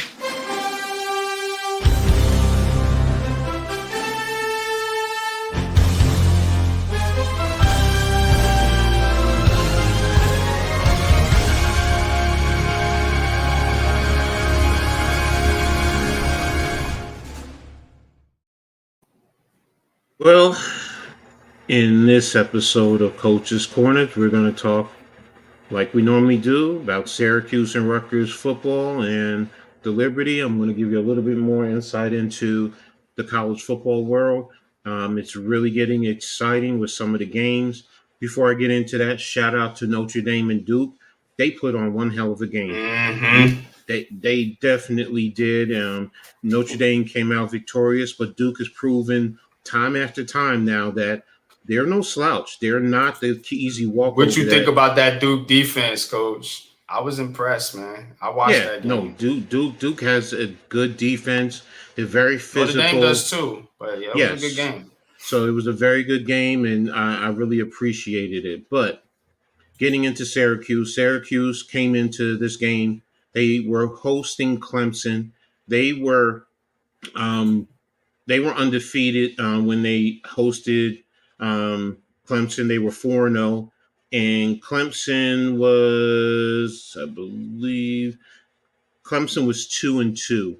Now, this was a great opportunity for Syracuse to show that, they're ready to step up in the national scheme of things, but unfortunately, they came up on the short end, losing to Clemson 31-14. I mean, they were down 21-7 at the half. They scored. Syracuse scored only 7 more points, while Clemson scored 10 points. In terms of their overall team statistics, Clemson outgained them 389-281, so they gained them by over 100 yards in total offense. Third down efficiencies, both teams were good. Clemson was 7-16, while Syracuse was 9-17.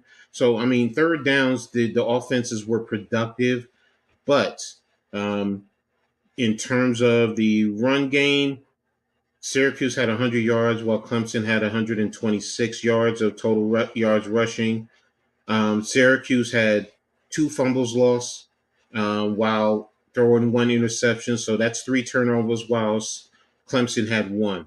So that to me was one of the big factors. They let Clemson pretty much dictate the game. Let me see the leading scorers. Clemson, their quarterback, Cade Klubnik, was 23 of 37, 263 yards and 2 touchdowns, no interceptions. Will Shipley was a leading rusher, 18 for 61 with 1 touchdown. Phil Maffa had 8 carries, 43 yards and 1 touchdown. Syracuse, Garrett Schrader, 15 of 29, 176, 2 touchdowns, 1 interception. Nothing else of great significance. So Quentin Allen, 14 carries, 52 yards, no touchdowns. Schrader was 15 of 24. So as you see, and also in terms of receiving, Tyler Brown for Clemson, 9 receptions, 153 yards, no touchdowns, but you could tell he was eating up. He was killing their defensive backfield. So that's a tough one, a tough loss, and it's going to get even tougher for Syracuse because next week they travel down to Chapel Hill and they take on the Tar Heels. And then after that, I believe they go to Elian. So it's the next 3 games are all on the road at UNC on Saturday, 3:30 on ESPN. At Florida State on the 14th. It hasn't been determined as the time. And then at Virginia Tech on the 26th, 7:30 at night on ESPN. So I say those 3 are tough. Virginia Tech, they should beat, but it's going to be tough Virginia playing Tech is on tough, the road. Man. Yeah, no, I Look, know. look, The point is at I've home. lived in tech country, and Virginia Tech has had years where they're not good, they're not the best team, but it's always a tough game when you play Tech. And now is the game in Blacksburg? Yep, it's in Or they, Blacksburg. oh It's yeah, in. That's that's why a I said tough the game. next three. The next Yeah, three are on the road. That's why I that say with that stadium one. be popping. Yeah. So I mean, and they definitely have to. At least they have to put up a better fight against UNC and Florida State. Can they split with those two? That's going to be the big thing. But in the I grand don't know scheme, if they're gonna beat UNC. Look, I'm a UNC fan. The only thing I would say about UNC that is consistent is they're going to put up points. They're one of those teams, hmm So I mean, Syracuse is they're gonna have to come with their A game defensively, you know, exactly. with Drake May in that offense because they're gonna go up the field on you. So that's it for Syracuse. They're 4-1 right now. So they have to rebound, and it's going to be a tough one, like I said, against UNC. As for Rutgers, they took on Wagner. Um, Bottom line, they dominated the game for the most part. They won 52-3. Mm. So, um, Shout out to Rutgers, man. With the yeah, what's Rutgers record now? 4-1. Mm. So, for the most part, they held Wagner to like 100, a little Two more wins to 109. that six, coach. Yeah, they held It's two Wagner to more. 106 total yards. So, Gavin Wimsatt had a good game passing, 12 and 19, 146 yards, one touchdown, no interceptions. Kyle Monongai led the way, 19 carries, 87 yards, one touchdown. Their four of their running backs, Aaron Young, Jashawn Benjamin, Sam Brown, all scored a touchdown. Gavin Wimsatt ran for 2 touchdowns. So they scored 6 rushing touchdowns on the day, and they had one passing touchdown. Jaquay Jackson stepped up, 4 receptions, 71 yards, had a beautiful 40-yard reception over the top diving Mm. for the reception. So Wagner, I will say this: they're not as bad as they were last year. They were much better, and Rutgers really wore them down in the second half. And they actually scored one touchdown right. They were inches from the goal line, so pretty much they just literally walked it in, which is why it was 52, but it was really in the 40s. So Wagner played a much better game. They're much tougher. They have a lot of former FBS, mid-level FBS that are playing at the FCS level. They're Mm. actually they're 2-3, but they're undefeated in conference. They're 2-0 in conference. So, and if they continue to play like that, I can see them winning the Northeast Conference. They're pretty good in terms Mm. of the talent that they have there for that conference. So I'm going to be keeping my eye on them. So it's going to be interesting. Um, oh, and I just want to say this because there has been a character on Twitter who's been hammering and complaining about Rutgers in the Big Ten and says Connecticut is way better than Rutgers. And this was before the What? season started.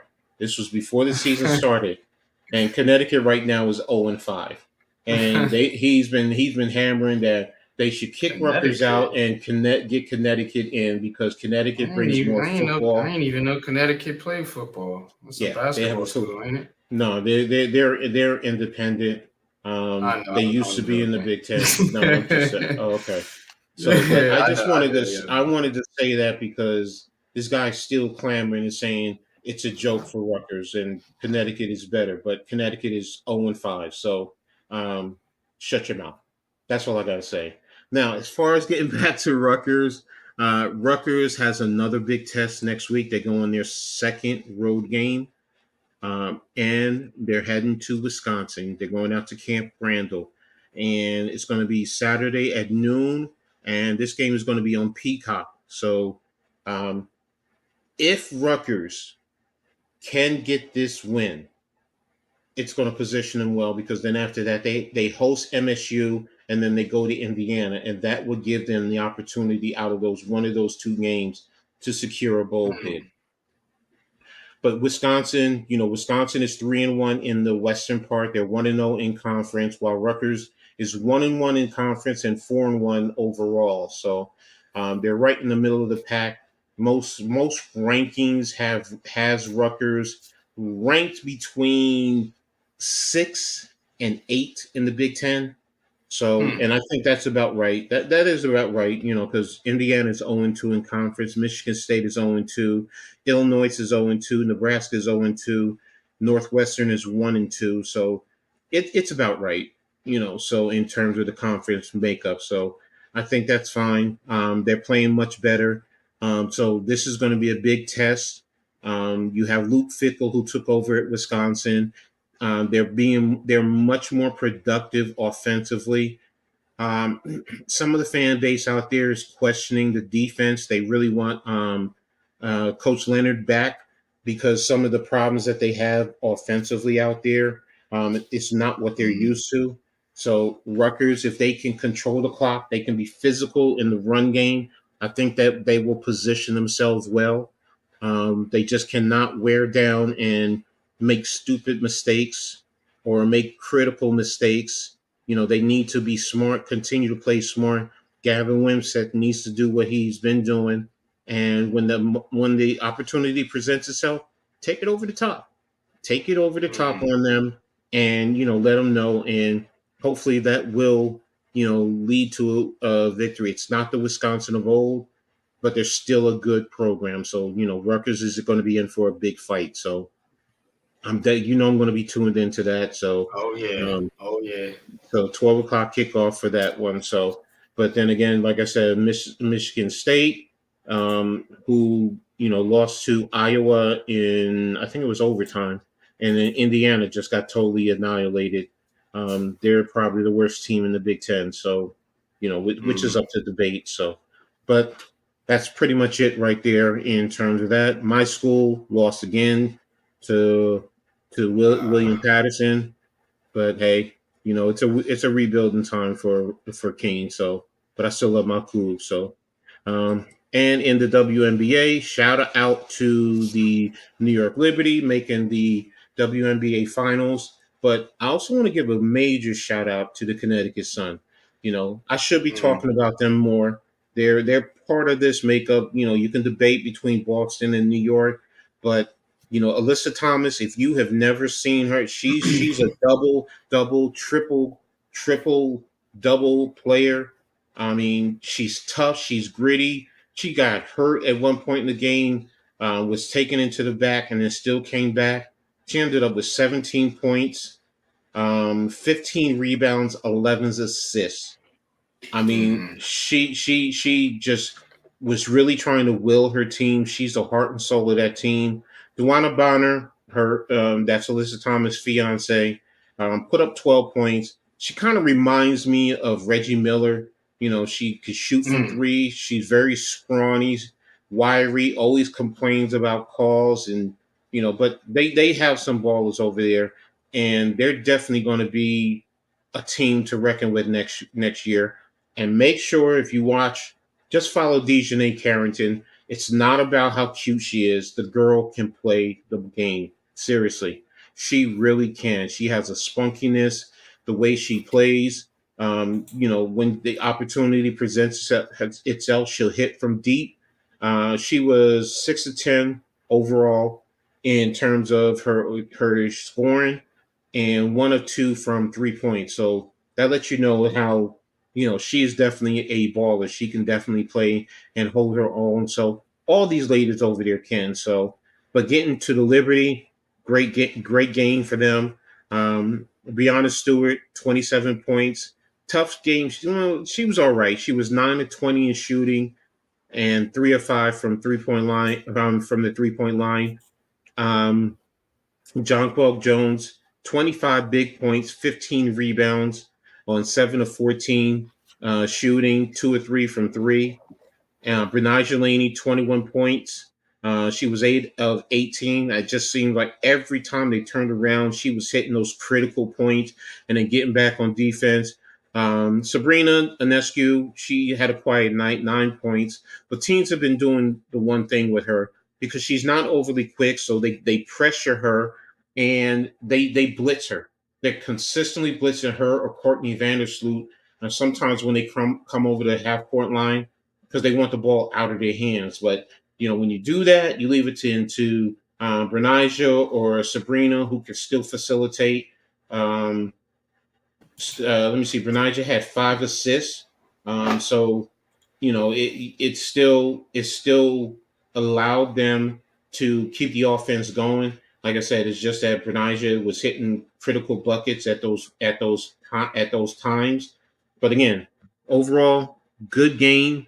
The Liberty came out on top 87-84 to win the series 3-1. So now they go up with their arch nemesis, the Las Vegas Aces. On the regular season, both teams split 2-2, both winning at home. But the Liberty in the midseason tournament, they won the championship in Vegas. So technically they're 3-2, even though they don't count that against their record. So they're going to go out there playing with a level of confidence. They have to play good defense. They have to be able to, you're not going to stop her, but you need to control or, not let her get off and dominate the way she can in Aja Wilson. And for me, I want to see them try and force Kia Stokes to have to try and score. Because Stokes is a defender. She's not an offensive player. She was drafted by the Knicks, so I know her game inside and out. You definitely want to, take advantage of her and force her offensively to really get involved in the game a little bit more. So, but it's going to be a really interesting series. Both teams are always tough. I mean, you got Jackie Young, who can give you a 20 bucket. Asia, Kelsey Blum can give you 20. Chelsea Gray can give you 20. Even Alicia Clark off the bench. She can give you 20 at any given moment. So you cannot sleep on them. They can get points from anywhere. And then they play good team defense. They play a very good team defense. So New York has to be very smart, be fundamentally sound, and, they have to hit their threes, because if they're hitting their threes, it forces Las Vegas to have to play out more on them, especially from the bigs.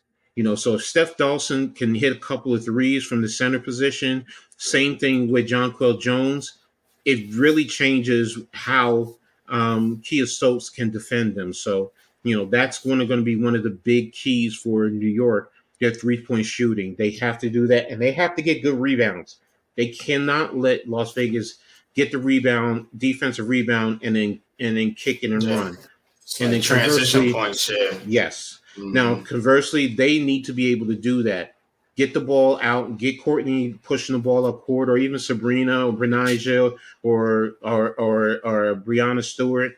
Get them pushing the ball up and get down and try and get some mismatches. And if Jonquel Jones has a rabbit on her, they need to kick that ball into her and let her take it down and dominate whoever's guarding her. Because, that to me is going to be a big factor. Force that defense to collect and then kick that ball out. So those are some of the things that I'm definitely going to be looking for in terms of the championship game. The game one kicks off Sunday. Sunday, let me double check. What time? It's going to be, that's regular season.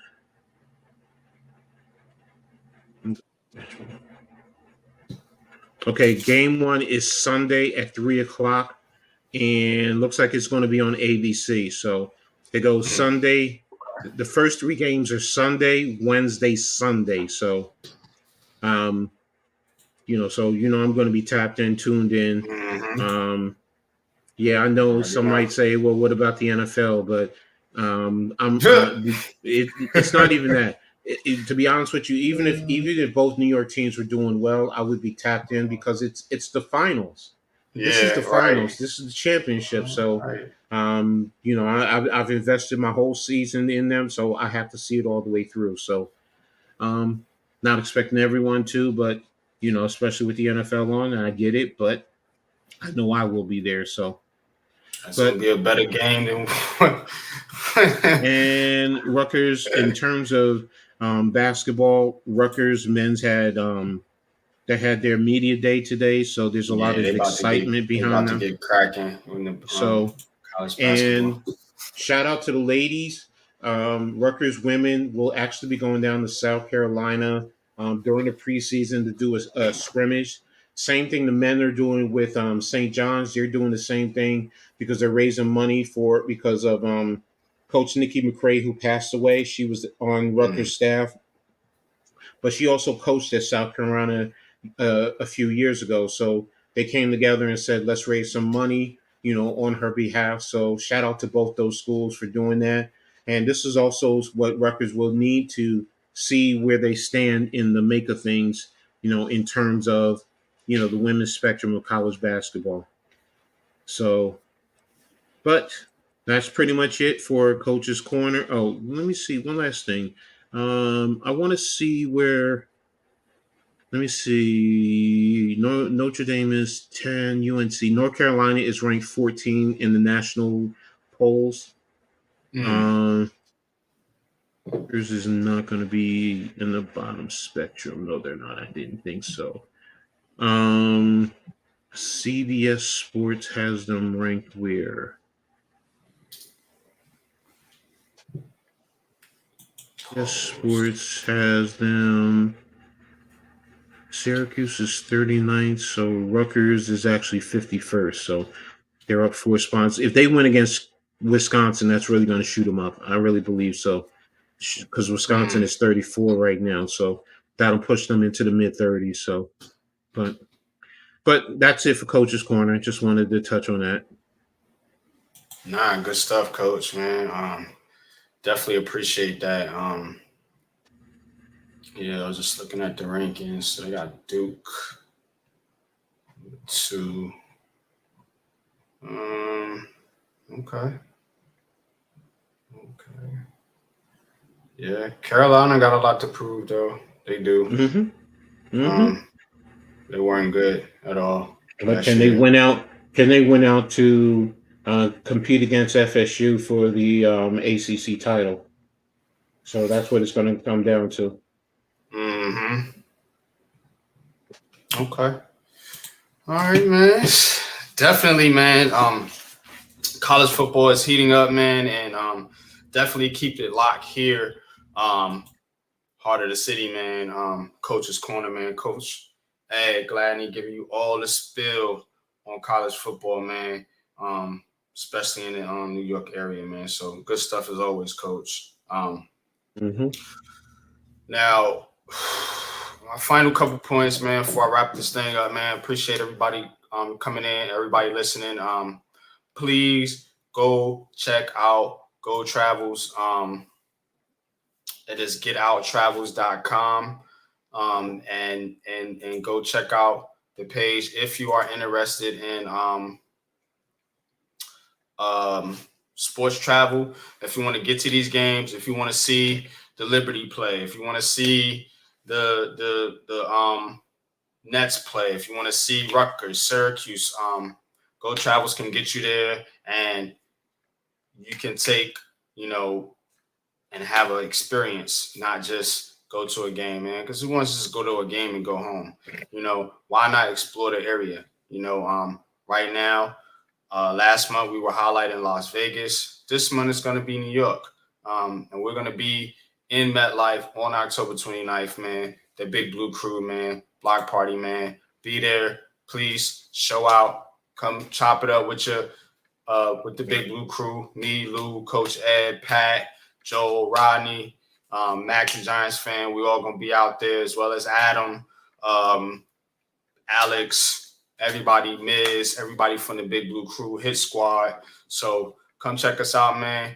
Come hang out with us, man. Eat some food, man. Have some drinks, man, and chop it up, man, and just be fans, man, for a day, man, and hang out, man, and bond with your brothers and sisters. If you need tickets, you can also go visit getouttravels.com.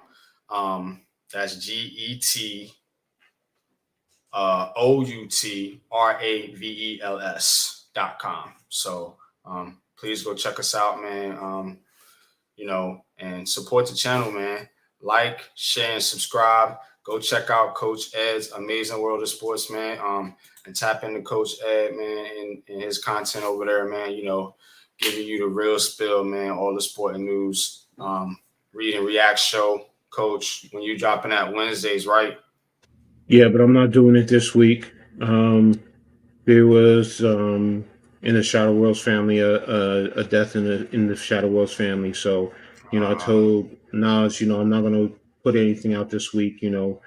Everybody needs to focus on family first. So, Absolutely. and then, once everything gets settled, then I'll, put out another episode either next week or the week after next. However, I'm still keeping on top of everything. So, but unfortunately not for tomorrow. I won't be having a show tomorrow. Okay. But that's where you go, man. Coach, the Read and React show, definitely, man, dope content over there, man. Always love that, listening to while I'm while I'm working. So definitely appreciate you. Now look, things ain't over, but we all need to evaluate and think about where we are, man, and look at, not just the Giants, but any team that you root for, man, and keep in mind and always remember, man, it's just a game, it's just sports, those guys get paid to play it, we pay to watch. So, and that's the relationship there, so I know it's tough times, but, we always try to bring you up, man, give you good spirits, have a good laugh, it's all in fun for me, I joke around, but seriousness, man, it's always peace and love, man. We always try to bring that energy over here, man, and not get rowdy and argue and carry on, and argue over sports, man, and threaten people and do different things like that. So if you love that kind of content, keep it locked in. Popular Opinion Sports, man. Heart of the city. You already know what it is, man. And until next time, man, we're going to get on up out of here, man. Appreciate y'all, man. Much love and respect.